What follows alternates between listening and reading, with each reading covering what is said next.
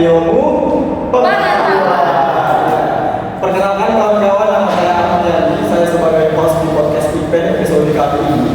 Dan hari ini saya kedatangan 3 orang tamu yang sangat-sangat spesial. Mereka adalah yang pakar di bidang ilmu pengetahuan, ya nggak? Iya, Iya. benar sekali. Di bidangnya masing-masing lah. Tadi kawan-kawan udah kenal nama saya Ahmad Yani. Dan mari kita dengarkan nama mereka masing-masing. Boleh perkenalan diri dulu. Perkenalkan, hai guys, nama aku Bunga. Memperkenalkan juga nama saya Ruli Al-Hadi, biasa dipanggil Ruli. Perkenalkan, nama saya Daniel, biasa dipanggil sebagai Daniel. Jadi kemarin saya duduk di taman dan tiba-tiba mereka datang. Sebenarnya kali ini dari mana sih? Dari mana gitu? Bertiga ini. Kami random sih, saya dari Amplas. Bukan tempatnya maksudnya dari institusi mana? Kami ini Mbak, mahasiswa sastra Indonesia Universitas Sumatera Utara semester 7, semester capek-capeknya. Betul, bisa sama apa juga gitu. Jadi kalau nanti obrolannya gak nyambung, ya Maklum. gitu ya maklum. Karena ini semuanya rekaan tim keluarga gitu. Dan hari ini kita dengar sama-sama di media sosial kita sedang berduka, yaitu ada bencana alam di Sumatera, khususnya itu di Provinsi Aceh, Sumatera Utara dan Sumatera Barat gitu. Saya mau dengar dulu pendapat kalian sebagai seorang mahasiswa dari kampus top 1 di Sumatera gitu kan, menanggapi bencana alam itu kenapa bisa terjadi, mungkin apa penyebabnya gitu, dan mungkin apa saja yang seharusnya yang tidak seharusnya kita lakukan gitu. Menurut perspektif kalian sebagai seorang mahasiswa gitu kan. Karena kalian kan udah belajar soal bencana alam dari SD sampai perguruan tinggi. Boleh lah, siapa dulu menjawab ini? Abang Daniel? Ya, boleh dari Ruli. Sebagai paling ganteng jawab dulu silakan. Menurut saya, dari pandangan saya sendiri, bencana itu sebenarnya yang terjadi di Medan itu sebenarnya ada terjadi karena 2 faktor. Faktor dari manusia itu sendiri dan faktor dari alam itu sendiri. Namun faktor yang menjadi utamanya itu adalah faktor dari manusia itu sendiri. Nah, kenapa?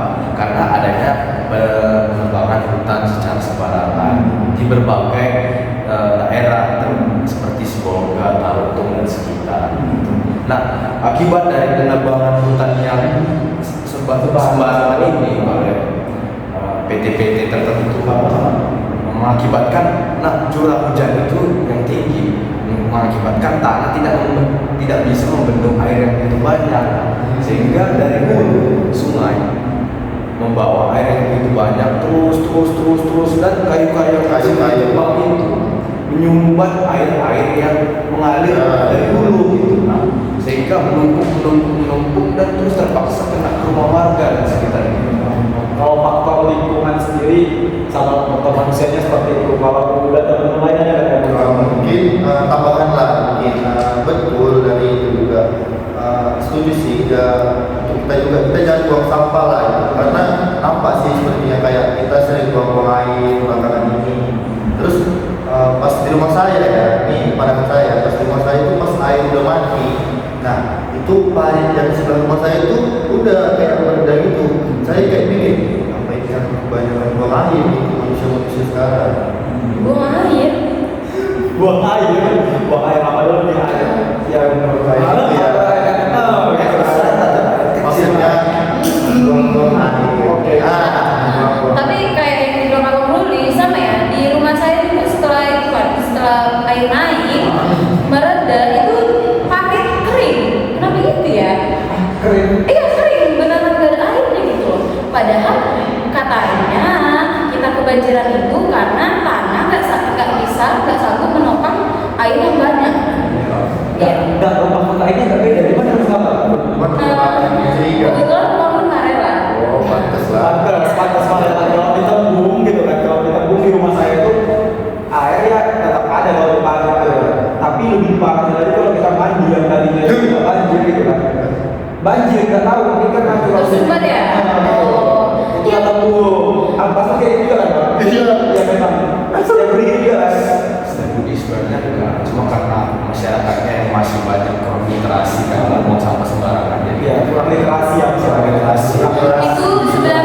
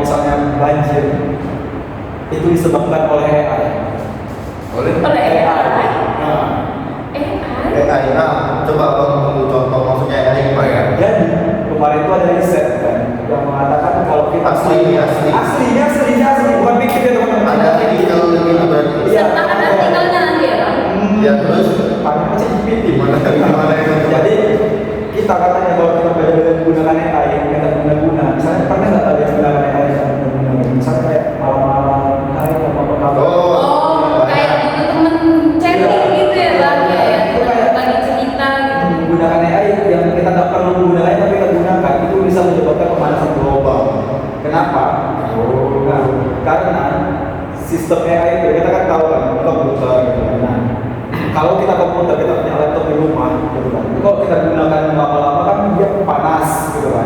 Panas. Nah, kalau AI ini sendiri dia servernya itu yang di negara mana di Amerika sana, gitu kan. Aku lupa. Pokoknya dia benar-benar ada risetnya. Nanti kalian cari tahu lah. Jadi dia server AI itu kan besar, gitu kan. Nah, karena dia kepanasan, karena dia harus hidup 24 jam. Meledak gitu ya. Udah berapa Kalau kali misalnya dia nggak disiram air, dia meledak. Jadi dia tuh setiap hari tuh harus disiram air berton-ton air. Itu harus air bersih. itu kayak komputer. Jadi Bukan, menurut kan?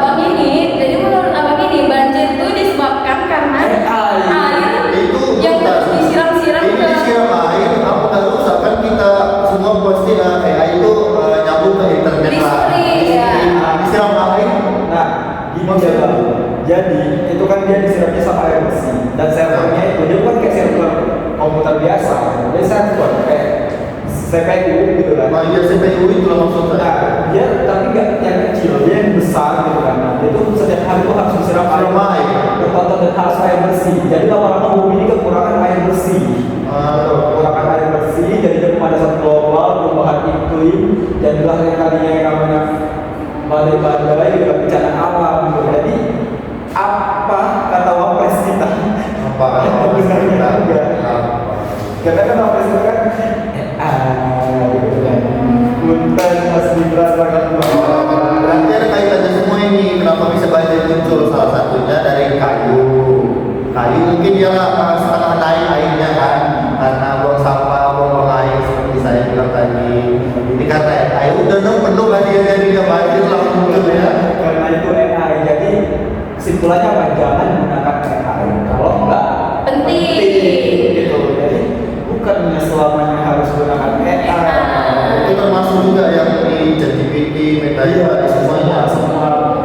Semua perusahaan AI karena kan mereka sama-sama menggunakan air bersih untuk mendinginkan server mereka. Disiram. Entah disiram, entah dia di bawah gitu, itu saya nggak tahu maksudnya gimana. Cuma baca lah di risetnya tadi. Ya ada siap beli, jadi supaya nggak kurang liter. Literasi. Kalau itu tadi beneran lah ya, jangan kurang literasi. Kalau buang sampah bukan kurang literasi bang, kurang kesadaran diri. Sebenarnya sama juga, karena kan kita membaca juga apa dari efek dari buang sampah, masuk literasi juga hubungannya. Kalau kita nggak berliterasi, kita nggak tahu apa yang ditulis sebenarnya. Masa sih? Oh iya bisa juga ya bang, kayak misalnya kan kita dapat info nih dari BMKG kemarin ya, dapat info dari BMKG katanya kalau dari tanggal 1 sampai 9 itu bakalan terjadi hujan badai, mati lampu. Ya itu karena kita literasi. Ya. Tapi kalau Udah kesadaran diri. Kalau baca doang, kesadaran diri, sadar diri. Kadang Jadi, Bang, lagi bohong. Enggak bang, kita nggak bisa. Kita nggak bisa bilang dia bohong bang.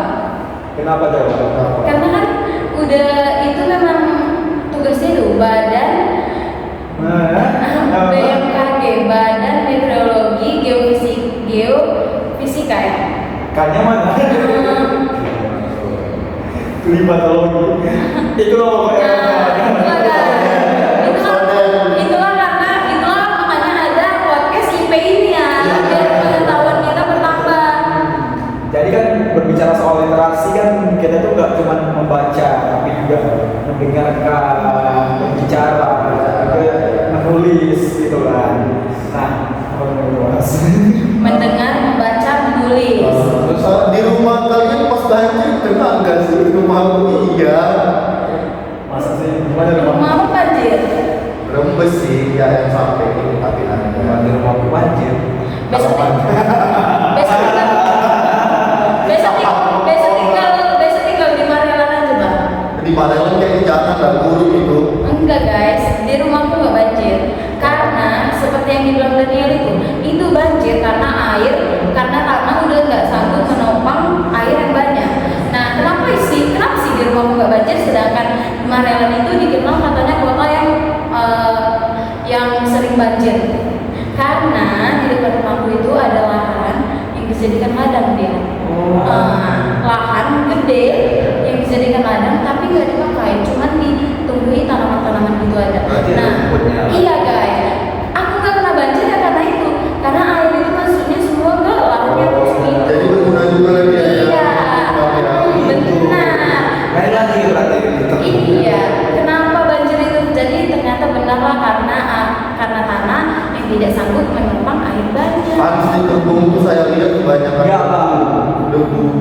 itu memang planet lain. Oh. Jadi kami memang udah biasa berenang itu. Kayak Saluprian ya. Asal ada Kayak Itu bang, Saluprian. kalau berenang itu nggak gatal. Tergantung mindset sih bang. Bang, kayak Saluprian. apa sama saya itu Kau memang dari planet yang lain. Itu kan sama kayak kita yang lagu itu Ahmad Yani. Oh, untuk orang tunggu. Iya ya. kalau teman gitu dia ada orang yang air sedikit Oh. Ya, jadi itu lah kawan-kawan. Di podcast Belum Pengetahuan kali ini kita ngebahas soal bencana alam dan udah kita tahu juga tadi kilas soal ternyata memang banyak yang belum tahu penelitian ini bahwasanya AI itu juga bisa menyebabkan dia saya baru tahu bencana alam gitu, bencana alam itu spesifiknya gitu kan. baru tahu juga disiram dia Jadi syaratnya itu kan panas ya, handphone 24 jam hidup itu kan panas. nah tapi emang saya pun disiram dia mati bukan baik saja Ya makanya kita nggak tahu apa aja di sini. Mas. Seberapa ribu jiwa yang menggunakan AI? Iya kan? Iya. Terus kamu juga kan. Jadi kalau misalnya kalian kayak pin chat aja itu nggak perlu pin gitu. Jadi langsung aja kayak perkenalan diri, prom gitu kan. Nah, nanti dia muncul gitu kan. Kita kan harus hidup balance gitu kan. Kita menggunakan AI, tapi jangan sampai AI yang rusak. Nah, Menguasai. Dan kalau boleh storytelling ya, kan katanya tadi kan nggak boleh menggunakan AI kalau tidak dari Amerika bang ada cerita. Nah, udah siap kan nih untuk storytelling nih? Apa tuh? Nah, di Amerika ada satu perempuan yang namanya siapa? Namanya siapa? Kendra Healthy kalau nggak salah ya. Nah, karena aku baca. Kalau generasi ada nggak? Enggak lah, perempuan lah. Kita biar nggak capek si perempuan ini, dia kayak dibilang susah bergaul. Jadi dia terlalu banyak chattingan sama ChatGPT. Oh, berkawan ya. Nah, dia menganggap bahwa ChatGPT ini adalah temannya. Sering-sering ke ChatGPT aku ini. Terus dia disarankan ChatGPT, kamu sebaiknya pergi ke dokter psikolog. Itu begitu ya. Iya sih, dan YouTuber aku pernah dengar ya? Pernah, dari kakak juga sebenarnya. Oh iya. Kakak YouTuber. Oh iya ya, saya kedengaran ya Bang? Ya. Jadi kan karena dia udah disuruh ke psikolog Bang, dia pergi lagi, dia nggak pergi deh, dia masih bertemu secara online sama dokter psikolog ini. Setelah itu dia cek lagi nih GPT, karena beneran kayak gak punya teman. GPT kayaknya dokter ini suka deh sama aku katanya kayak gitu. udah punya cowok nih Iya, dokter ini suka deh sama aku karena dia lihat aku sambil senyum-senyum. Kayak, hah, dokter kan harus senyum ya sama pasiennya. Nah, ChatGPT ini guys, BTW ChatGPT akan selalu memvalidasi perasaan kita. Iya kan? Kalau walaupun kita salah dia pasti wajib memvalidasi perasaan. Dia bilang, oh iya ya, coba sekali lagi katanya gitu. Coba sekali lagi pergi ke dokter psikolog secara offline biar dia tahu gimana pandangan si dokter ini melihat dia secara langsung. Pergi dia benteng dia pergi namanya dokter psikolog ya bang, dia wajib merangkul pasiennya, dirangkul lagi pasiennya. Nggak boleh kayak mana kayak gini. Aduh nggak boleh ya. Nggak boleh. Iya nggak boleh. Dia cerita lagi ChatGPT sepertinya dia memang beneran menyukai aku, soalnya dia merangkul aku, rusak ya rusak membesar-besarkan kepalaku gitu. Dia memeluk aku ChatGPT, terus datanglah ChatGPT ini. Iya, sepertinya dia memang suka sama aku ini katanya gitu bang. Jadi si perempuan ini semakin tinggi lah, dia percaya diri bahwa si dokter ini beneran menyukai dia. tapi bilang fisiknya ini memang bagus atau gimana? Bagus, dia ini kayak, Cantik. iya, ini kayak perempuan biasa. Iya. Cuman mungkin piskisnya memang. Agak-agak. Singkat cerita. Singkat cerita, dia menyanyikan perasaannya sama si dokter ini bang. Rusak ya. Dokter ini mikir lah, kok cuman karena dirangkul bisa mengatakan aku suka dia gitu. Dokternya. Jadi gimana? Dokternya kan waras bang, yang nggak waras si perempuan ini. Jadi guys, dalam ilmu pengetahuan hari ini kita berbicara tentang jangan sering-sering ChatGPT, jangan sering-sering percaya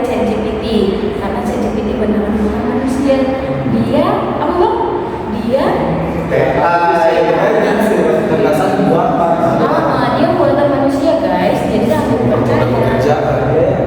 AI itu sebenarnya sebaik-baiknya, nggak sebaik-baiknya manusia juga parah gitu ya. Ya sepolos-polosnya manusia lah gitu. Apa yang kita bilang dia gitu, apa yang kita bilang dia gitu. Ya, sistem pribadi. Dan si perempuan tadi tuh, kalau dia punya duit ke psikolog, kenapa dia nggak psikolog dari awal gitu kan? Ya itu lah dia bang, dia salah kan, dia mikir GPT ini harus kenapa nggak cek GPT dulu baru ini, kenapa nggak cek GPT dulu baru ini, dia gitu mungkin bang. Jadi kita udah banyak kali bicara soal bencana alam, soal anasa global dan lain-lain. Tapi balik lagi ya, sebelum kita tutup podcastnya gitu kan, balik lagi ke pesan dari Abang Setiabudi tadi gitu kan.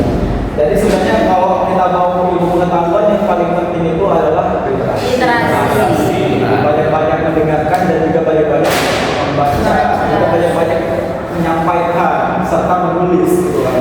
Benar nggak? Benar. Jadi apa lagi closing statementnya dulu satu? Closing statementnya kayaknya guys, selain literasi, kita bisa mensejajarkan dengan membaca itu literasi ya? Kesadaran diri, misalnya kesadaran diri untuk berliterasi gitu. Jadi dia bisa sejalan guys. Kalau Sepertinya cuma harus berpikir positif ya, sama melakukan hal-hal yang positif seperti yang tadi membaca, sholat, buang sampah pada tempatnya. Sepertinya memang pemerintah pun agak berbeda ya. diingat ya bang, dari apa kemudiannya? Mungkin merangkum dari seluruh teman-teman kita gitu ya. Jadi kita ya, seperti yang bilang tadi, kita harus literasi, banyak baca, banyak bergaul lah gitu ya kan, berluas wawasan, pengalaman, cara berbicara, cara berpikir gitu. Sehingga kita nggak ketergantungan gitu, sehingga skill kita itu atau pengetahuan kita itu terbenam oleh asisten kita lah, seperti yang tadi gitu. Soal juga yang tadi banyak bergaul, Iya. banyak Si